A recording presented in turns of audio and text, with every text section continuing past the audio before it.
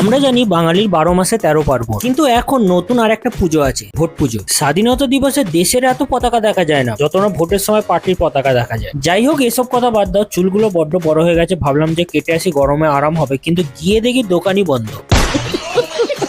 মানে কতটা কপাল খারাপ হলে এরকম গরমে চড়া রোদে কষ্ট করে চুল কাটতে এসে চুল না কেটে বাড়ি ফিরে যেতে হয়। যাই হোক, কি আর করা যাবে, চুল তো আর কাটা গেল না, তাই ভাবলাম যে বাড়িতেই ট্রিমারটা দিয়ে গোপদাড়িটা একটু সেভ করে নি। একদিকে ভালোই হলো, সেলুনে গোপদাড়ি কাটতে গেলে এক্সট্রা 20 টাকা লেগে যেত, সেইটা আমার সেভ হয়ে গেল।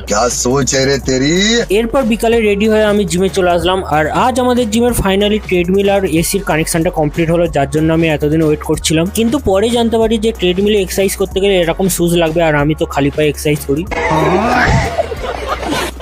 মানে ভাগ্য এতটাই খারাপ, ভুলবশত কোনোদিন ভালো জিনিস আমার সঙ্গে হবে না। যাই হোক, বুকে পাথর রেখে নর্মাল এক্সারসাইজ করে আমি ঘরে চলে আসি। এরপর ফ্রেশ হয়ে ডায়েটের বলো হরি হরি বল করে আমি কারখানায় চলে আসি, না মানে একটু কাজও তো করতে হবে। তো আমি কাজ করতে থাকি, আর তোমরা ভিডিওটা ভালো লাগলে একটা লাইক করে দিও। চলো টাটা।